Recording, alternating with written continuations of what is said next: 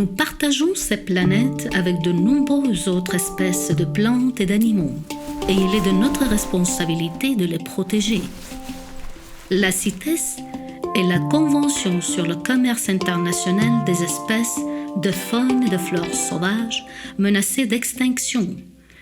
Et elle a été créée en réponse aux niveaux élevés d'exploitation et de commerce international de la faune sauvage. C'est l'un des accords multinationaux les plus anciens et les plus importants dans le domaine de la protection de l'environnement. Il est important de noter qu'il existe des secteurs économiques qui dépendent du commerce de la flore et de la faune sauvage. C'est pourquoi tout ce commerce n'est pas interdit. Par exemple, l'exploitation forestière, la pêche et les industries végétales. C'est pour cette raison qu'il est important pour la CITES de distinguer les différents types de plantes et d'animaux, en protégeant ceux qui sont en danger ou les plus menacés.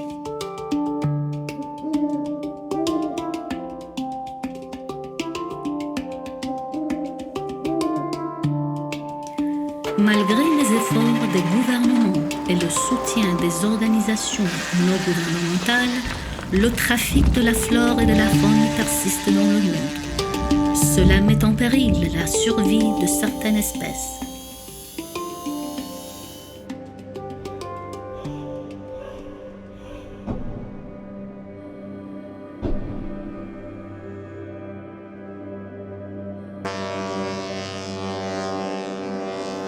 Chaque année, le trafic d'espèces sauvages rapporte jusqu'à 23 milliards de dollars de ventes. Déclenché par la demande insatiable de consommation, de statuts, de médicaments et de mode, la criminalité associée au trafic d'espèces sauvages est l'une des activités illicites les plus lucratives au monde. Souvent dirigée par des réseaux criminels organisés qui cherchent à exploiter des rendements élevés et de faibles risques de ce commerce illégal. Le commerce illégal de plantes et d'animaux protégés affaiblit la sécurité nationale et la bonne gouvernance, détruit l'environnement, conduit des espèces à l'extinction et sape les efforts visant à développer des opportunités économiques durables. Le commerce non réglementé d'animaux sauvages compromet également la santé humaine, car il peut provoquer la propagation de zoonoses, qui sont des maladies transmises des animaux aux humains, comme le SARS-CoV-2, qui est à l'origine de la pandémie de COVID-19. L'accroissement du trafic de plantes et d'animaux protégés entraîne une augmentation des interactions entre les humains et les animaux sauvages, ce qui accentue la possibilité de propagation de ces maladies. Les personnes qui travaillent en première ligne des services de détection et d'application de la loi, tels que les policiers, les douaniers et autres postes associés, sont essentielles pour réglementer le commerce légal et démanteler le trafic illicite de faune et de flore sauvage. Ils ont l'autorité et le pouvoir d'inspecter et de vérifier des permis et certificats CITES pour empêcher le commerce illégal de plantes et d'animaux protégés. Pour autoriser le commerce de plantes, d'animaux et de produits protégés par la présente convention, il est nécessaire de disposer d'un certificat ou d'un permis d'importation et d'exportation CITES. Ces fonctionnaires de première ligne ont la responsabilité de s'assurer que les permis CITES et autres documents comportent les sceaux et signatures officielles des pays importateurs ou exportateurs.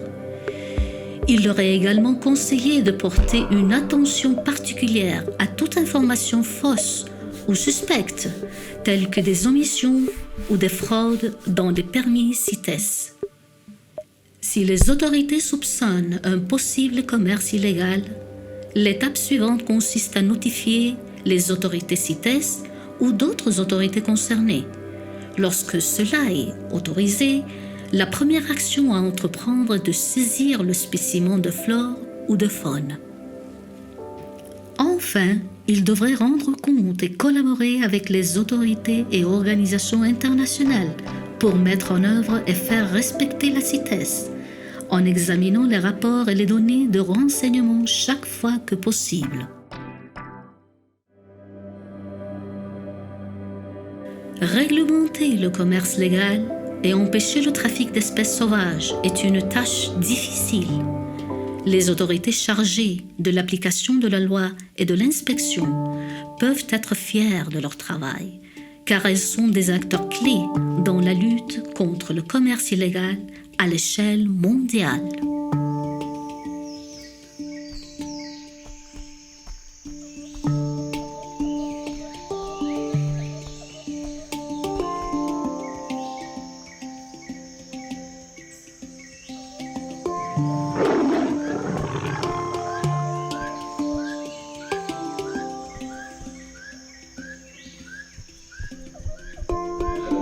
Pour plus d'informations, visitez cites.org.